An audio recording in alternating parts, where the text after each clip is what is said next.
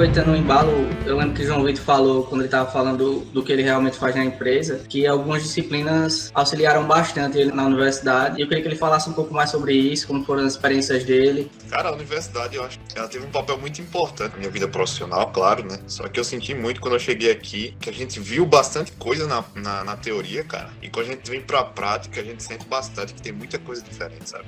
Por mais que a gente veja aquele assunto, por exemplo, isso falo de rolamento. Diariamente eu tô lidando com os manutentores, cara, conversando sobre rolamento axial, conversando sobre rolamento de contraponto, coisa que eu não tinha noção do que era, mas hoje eu entendo, sabe? Eu vejo isso aqui, eu vi que aquilo a gente estudou, com, por exemplo, com o professor Jonatas, sabe? Só que na prática, a gente não consegue, às vezes, um pouco associar o que a gente viu na teoria, sabe? A gente realmente tem que recorrer um pouco a cá, em casa, tem que dar uma estudada. Então foi o que eu tive que fazer bastante quando eu cheguei aqui. A universidade me deu um embasamento legal. Quando eu estava conversando com os colegas de trabalho, com os manutentores, eu tinha noção do que estava sendo conversado. Eu sei o que é um rolamento, eu sei o que é um parafuso, eu sei o que é isso, o que é aquilo, sabe? A universidade me proporcionou isso, por exemplo. E se eu não tivesse esse conhecimento básico, teórico, eu acho que eu estaria muito mais perdido, sabe?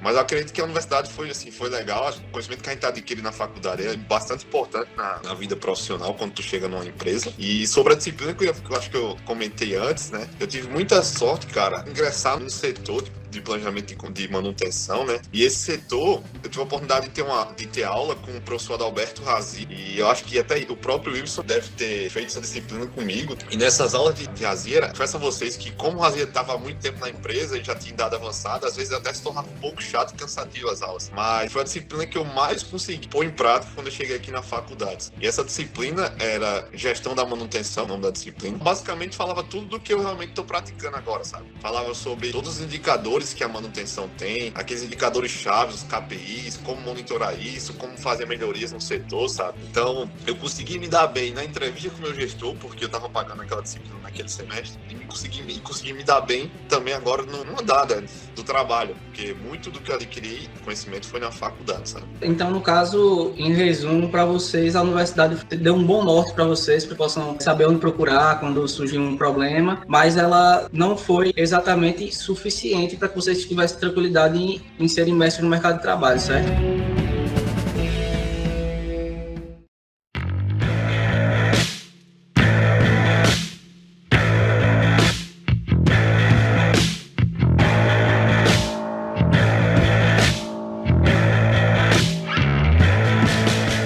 Tem alguma ferramenta, seja computacional ou não, que vocês aprenderam durante o ingresso de vocês na empresa, que você recomendaria que nós aprendêssemos durante a graduação, que vocês acham que seria importante para quando chegar na empresa ter um certo diferencial sobre as outras pessoas que vão competir com você pela vaga? Bem, de ferramenta, primeiramente a gente tem que ter em mente qual é a empresa que a gente vai seguir, né? Qual é o ramo, porque quando a gente fala ferramenta no mundo profissional, né, envolve licenças e um monte de coisa. Na empresa, às vezes é um pouco mais complicado, né? Isso é uma licença, né, de um SolidWorks da vida mesmo, ela vai passar de uns 30 mil aí para uso comercial na empresa, né? Mas de ferramenta computacional que eu indicaria a vocês para aprender assim, para realmente crescer, no meu caso, eu tive que aprender a mexer no software que ele é AFT Fathom, é Applied Flow Technology Fathom. Esse é um softwarezinho de simulação de sistemas de bombeamento, onde a gente entra com curva de bomba, a gente entra com diâmetro de tubulação, velocidade do fluido que a gente precisa, e ele faz toda essa simulação de como o sistema vai se comportar. E também o velho e bom SolidWorks, que ajuda. No meu caso aqui, a empresa tem uma licença só, que é um computador específico, e eu precisei fazer alguns projetos, detalhamento, que no caso aqui, onde eu trabalho, o detalhamento é função do projetista. O engenheiro, ele só especifica os materiais, né, como deve ser as geometrias, e quando entra para o detalhamento, que são os desenhos técnicos, né, quem faz é o projetista. Mas já aconteceu do projetista estar tão ocupado aqui que eu tive que fazer o projeto detalhado eu mesmo para mandar fabricar a peça, para montar novos motores na área, né? Então, e aí você correu atrás sozinho, ou você fez sozinho, ou alguém deu algum tipo de suporte para você no momento? Não, nesse caso eu tive que fazer sozinho. Já foi esse ano, já era engenheiro lá, né? Mas era um projeto aí que envolvia a compra de um motor de 66 mil reais, né, nacional, mais fabricação de base, de eixo, de acoplamento, um monte de coisa. Aí a gente, no início, ainda fica um pouco inseguro, né? Será que vai rodar? Coloquei meu nome em xeque aqui nesse projeto. Mas é realmente ter certeza, né? Ter embasamento técnico do que a gente está fazendo. E tu, João Vitor, tu acha que tem algum tipo de ferramenta, algum software que você utiliza aí que você gostaria de indicar pro pessoal? Então, o que o Wilson falou foi basicamente o que eu anotei aqui. Vai depender muito do setor e da área que a gente vai trabalhar, né? O que eu mais usei aqui, cara, na minha jornada de trabalho, né? Principalmente o SolidWorks. Não usei em quantidade, mas já utilizei. Mas a fábrica usa muito a parte de engenharia, não é o meu setor, mas utilizam muito. Então, o cara tem que ter uma base do SolidWorks, do Inventor, porque é essencial. Depende da área que tu for, acho que uma hora ou outra vão pedir pra tu fazer alguma coisa lá. Que aconteceu o meu caso, tá? Umas outras duas ferramentas, cara, que eu uso diariamente, cara, mas bastante. É principalmente o Excel. A gente pensa que não, mas, cara, se vocês fizerem um curso de Excel avançado, já é uma dica que eu vou deixar pra vocês aqui. Façam um curso de Excel avançado enquanto vocês estiverem na graduação de vocês. Uma das perguntas que fizeram lá na minha entrevista foi o seguinte: todo mundo tem Excel avançado? Aí todo mundo ficou olhando assim, tem, tipo, eu acho que nem sei se todo mundo tinha. Eu, particularmente, nem tinha Excel avançado, cara. Quando tu chega na empresa, cara, os caras mandam umas planilhas pra ti lá, umas tabelas dinâmicas meio loucas, uns macros lá, sabe? Um negócio de programação mesmo, cara, que é muito essencial para fazer análise de dados, sabe? Para controlar indicadores. Então, cada setor tem um dashboard diferente, vamos dizer assim. E muitos desses dashboards ainda utilizam o Excel, cara. Ele tá mudando um pouco essa linha de Excel, tá? Mas é muito importante o cara ter conhecimento no Excel. E por que eu digo que tá mudando, né? Porque aí seria uma outra dica de um outro software que eu vou indicar, né? Não sei se alguém já ouviu falar, mas é o Power BI. O Power BI, ele é uma espécie de Excel, vamos dizer assim, um pouco mais avançado. Ele faz uma análise de dados, ele controla dados, analisa dados, só que ele reúne muitas funções em um único dashboard, vamos dizer assim, que o Excel não consegue fazer isso. Se tu for fazer isso no Excel, vai travar teu computador e o Excel não vai conseguir ler todas as informações. Tem muita facilidade de tu mexer nele. Então, além de ser fácil, ele consegue reunir mais informações do que o Excel e gera tudo que tu quiser. Tu consegue fazer coisas gráficas, coisas de análise de dados, então vai se facilitar muito no trabalho. A gente tá em um processo de transição agora do Excel para o Power BI e a gente tá tendo resultados muito legais, sabe? De produtividade, vamos dizer assim, para analisar nossos dados da empresa. Eu acho que esses dois, o Excel e o Power BI, os que eu mais recomendaria para vocês, e o SolidWorks, eu acredito que todos vocês já devem ter utilizado de alguma forma em alguma disciplina, né? Então, continuem se especializando aí no SolidWorks. E aprendam também PowerPoint. Parece ser uma ferramenta besta, mas no trabalho, muitas vezes, vocês vão precisar mostrar os seus resultados, os seus trabalhos. Então, todas aquelas dicas que Juscelino dá, amigos, são valiosas. E aprenda a colocar os efeitos que você precisa, nada demais, né? Porque efeito demais também vai tirar o foco da pessoa que vai estar vendo o conteúdo da sua apresentação.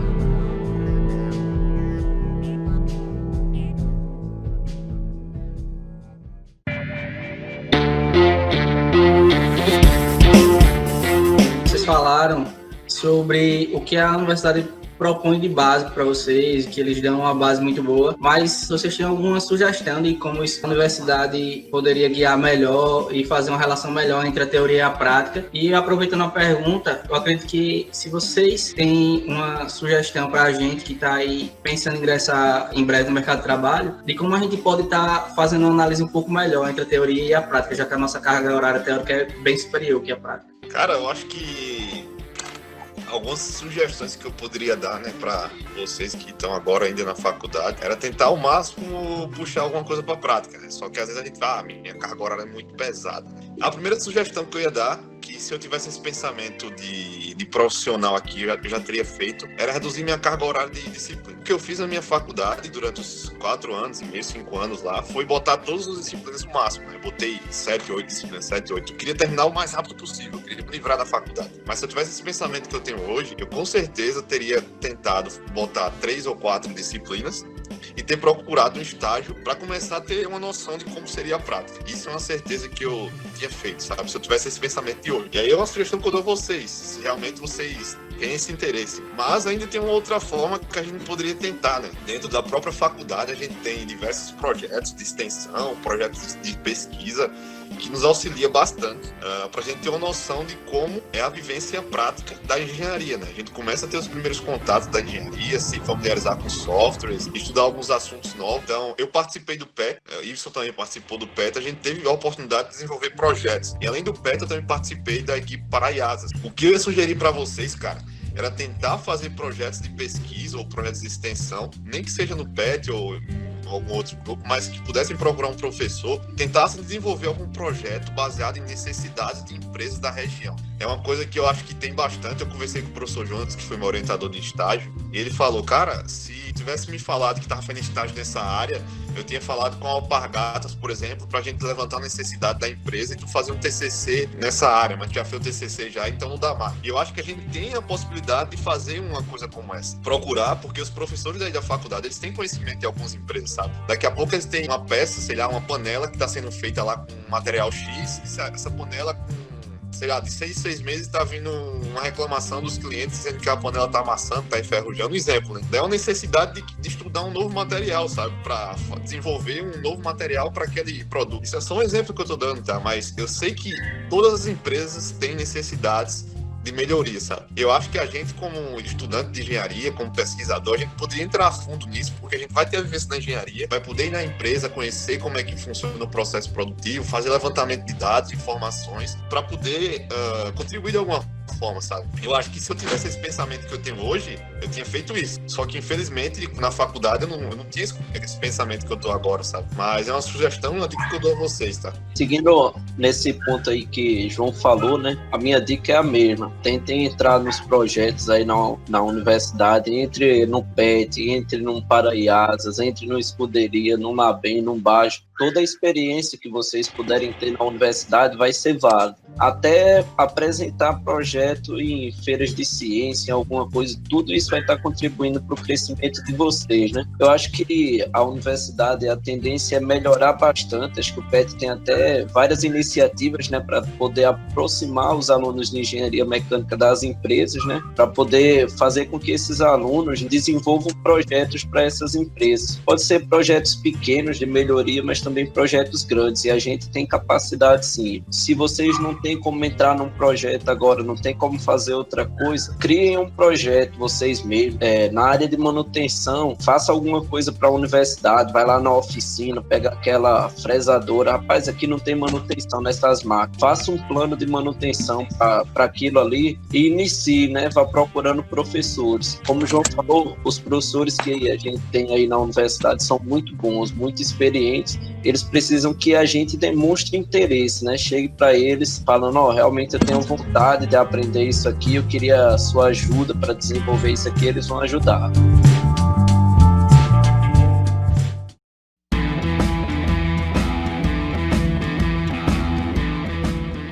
Quais são os benefícios que vocês conseguem enxergar na empresa de vocês, em termos tanto de lucro quanto de produtividade, com o sistema PCM implantado? Porque ele disse que muitas empresas não trabalham de forma planejada. Seguinte, cara, isso é bastante importante, que é uma verdade que tem acontecido. Tem muitas empresas ainda que não trabalham com o setor de PCM, e eu acho que é uma área que está crescendo bastante, essa área de gestão da manutenção, de planejamento e controle de manutenção. A gente vê bastante empresas no ramo que estão fazendo treinamentos, né? Essa área de planejamento e controle de manutenção, eu acho que o objetivo dela é aumentar a produtividade da fábrica, fazer com que a gente se planeje antes e faça com que os nossos equipamentos não atrapalhem a produção, de forma simplificada, né? E os benefícios que a gente vai ter em relação de lucros é que à medida que a gente for trocando, principalmente as manutenções corretivas pelas preventivas e depois pelas preditivas, cara, a gente vai ter uma economia de dinheiro. Isso é uma certeza. As manutenções corretivas hoje são as manutenções que são mais caras na empresa. Vai ter que apagar um fogo e muitas dessas vezes esses fogos que a gente apaga são muito caros. E as manutenções preventivas e preditivas, quando a gente se antecipa, fazendo manutenções periódicas, fazendo manutenções baseadas no funcionamento do nosso equipamento, como no caso da preditiva, ou até mesmo na área de engenharia de manutenção, que eu acho que é o que o Gibson mais trabalha, fazendo melhorias no processo, desenvolvendo projetos novos, a gente vai evitar com que a máquina venha quebrar. A gente vai ter sim gastos com manutenções, mas esses gastos a médio e até a longo prazo, vamos dizer assim, ele vai ter um retorno bem melhor, aí entra a parte do lucro. E em relação à produtividade, é que a gente vai estar entregando máquinas boas, que não vão ter paradas constantes, recorrentes, e a produção vai estar podendo lá fazer peça, cuspir peça, as máquinas vão estar produzindo, e a gente vai poder entregar ao cliente o que eles estão pedindo. Então, eu acho que é muito importante a implantação de um sistema de PCM em qualquer empresa que seja. Ainda tem muita empresa que não trabalha com isso, mas eu acredito que 10 anos vai ser uma realidade para todo mundo, e quem não tiver um setor de PCM implantado na sua empresa vai ficar para trás, vai perder para a concorrência. Hoje tem muitos clientes que quando vão fazer análises para... eles vão conhecer a fábrica, vão saber como é que vai ser o produto que eles vão querer fazer, eles vão procurar saber como é que isso funciona, né? Além do sistema de PCM, alguns outros sistemas que a empresa adota, né? Esse cronograma, a gente pega todas as máquinas que a gente tem na empresa, tá? E no final do ano, a gente roda uma tabela chamada ABC. Quem entrar na área do PCM também vai conhecer um pouco sobre do que se trata essa tabela. Mas, basicamente, a gente tem alguns critérios nessa tabela ABC que a gente vai ter que levar em conta. A gente pega todo o histórico do ano de todas as máquinas, coloca nessa tabela ABC para rodar, ela é cheia de formas, claro, mas ela leva em conta quão crítica essa máquina é para a produção, a questão de todos os indicadores que a gente gerou no downtime, que é tempo parado, o MTTR, que é tempo de reparo das máquinas, tem o MTBF, que é de quanto tempo a máquina está parando, tem o OEE também, que é importante, que é o índice de eficiência global dos equipamentos. Então, tudo isso é levado em conta no final do ano, nessa tabela ABC. A gente gera essa tabela ABC, roda essa tabela, e ela vai gerar pra gente quais são as máquinas mais críticas que a gente deve dar prioridade no próximo ano. Então, em dezembro, a gente rodou essa tabela, e a gente teve lá um ranking de 1 a 310. E aí a gente pegou essas máquinas e começou a colocar no cronograma de manutenções preventivas nesse caso, do final de janeiro até agora em dezembro, considerando todos os feriados e paradas, né? E aí, desde a primeira, a máquina número 1 lá, que seria a máquina mais crítica pra gente, a gente sabe que essa máquina tem que ser atuada primeiro, porque ela tem muito impacto para a produção, para entregar aos clientes, então a gente tem que atuar nessa máquina de forma urgente, para que garanta que a gente não tenha problemas futuros e impacte a produção, entendeu? Basicamente é assim que a gente leva em conta a elaboração do cronograma. Só que além disso, tem alguns inputs, cara, que é bastante importante. Por exemplo, nesse ano de 2020, a gente tinha 2 peças novas que iam ser feitas no setor de engrenagem, por exemplo, tá? Daí o que é que a gente faz? Vem esse input da produção dizendo que o setor de engrenagem vai ter muito sobrecarga de peças. A gente tem a tabela ABC e tem esses inputs que vêm da manutenção, que vêm da produção. Então a gente tentou antecipar também um pouco as máquinas no setor de engrenagem para que a gente não tivesse problema quando tivesse a produção lá das peças para o cliente, entendeu? Então tem vários inputs que vêm da produção, vem da tabela ABC. Outro input que veio bastante importante era que no banco de tornos aqui da fábrica, o pior OEE da fábrica era o da manutenção desse setor. Ou seja, as maiores perdas, as maiores paradas desse setor eram de manutenção. Então também isso foi um dos inputs que a gente teve que levar em consideração para quando a gente foi fazer o nosso cronograma de manutenção desse ano 2020, tá? Então tem várias outras formas da gente fazer esse cronograma, né? Vai depender de empresa para empresa, mas a tabela ABC é uma tabela que ela é usada, eu acho que não por 100%, mas 90% das empresas que trabalham com o setor do PCM utilizam essa tabela porque é uma tabela que ela vem do próprio PCM, então é bem utilizada, tá? A questão do PCM, ela vai ser uma necessidade que a empresa vai notar assim naturalmente. Com um certo tempo eles vão começar a perceber que eles estão perdendo dinheiro fazendo o trabalho de forma não planejada, porque a gente fala muito em manutenção, reconectar fluxo, disponibilizar a máquina, mas às vezes a gente esquece que entre disponibilizar a máquina, né, realmente fazer a manutenção, existem alguns itens que a gente chama de spare parts, que são os sobressalentes para aquele reparo. Então, a empresa ela vai perceber que nem sempre ela vai ter esses sobressalentes para fazer o reparo. Quebrou o quê? Quebrou uma engrenagem, nem sempre ele vai ter essa engrenagem disponível. Então, a partir do momento que ele vê que ele vai estar perdendo muito dinheiro com isso, ele vai sentir uma necessidade natural de se implantar o PCM, né? Além dos pontos do que João Vitor já falou, que manutenção corretiva ela gasta até 7 vezes mais do que manutenção manutenção planejada, né, uma preventiva, ou até uma corretiva planejada mesmo, que às vezes é resultado de manutenção preditiva, né? O cara faz uma análise lá termográfica de vibração no rolamento e estima-se que daqui a 2 meses esse rolamento vai falhar. Então a gente faz uma manutenção corretiva planejada, né? E como é feito o cronograma de manutenção, bem, aqui na área em que eu trabalho, né, a gente estabelece os planos de manutenção para os equipamentos. É até um ponto que a gente não vê na universidade, que é como esses planos são criados, como é que eu estabeleço uma periodicidade, como é que eu estabeleço o que é que o mantenedor vai checar nesse determinado tempo no equipamento. Isso aqui a gente, simplificadamente, a gente parte de um FEMEA, que é a análise dos efeitos e dos modos de falha daquele equipamento. E a partir dos modos de falha daquele equipamento, a gente determina a periodicidade e o que vai ser feito em cada equipamento. Então, aqui no caso de onde eu trabalho, a engenharia determina qual é o plano de manutenção adequado para esse equipamento e faz o cadastro dele no EAM, né, que é o software que a gente usa. E esse EAM, ele aparece para o planejador aqui da manutenção com 5 semanas de antecedência o que é que tem que ser feito no equipamento. Porque esses 5 semanas de antecedência para a gente aqui, que a gente usa uma metodologia que é REX, que é excelência em confiabilidade. Essas 5 semanas, para a maioria dos equipamentos, é o necessário para a gente montar o job, né? Que para a gente que montar o job é disponibilizar as peças que o pessoal vai precisar e planejar a parada do equipamento para que não cause danos à linha de produção da fábrica. Aí, isso aí vai saindo naturalmente, né? Para o software lá para o planejamento, no meu caso aqui, e eles vão estabelecendo junto com a linha de produção qual equipamento vai parar. Aqui a engenharia ela não tem muita ligação com a equipe de manutenção em si e a operação, né, que é a produção. A gente aqui é considerado como se fosse uma empresa à parte que presta serviços técnicos ao departamento. Então eu mesmo posso falar que é culpa deles lá, se realmente for algum erro de alinhamento de equipamento ou alguma coisa, sem correr nenhum dano, porque teoricamente eu não faço parte da equipe deles, né? Eu sou um setor à parte que presta serviço para eles. Aí tem a questão de manutenções de overhaul, né, que a gente chama, que são grandes paradas de manutenção, onde a gente precisa substituir um grande número de componentes, que é para evitar a falha do equipamento devido à sua vida útil. Aí isso aí são outros pontos que vão aparecendo com o tempo.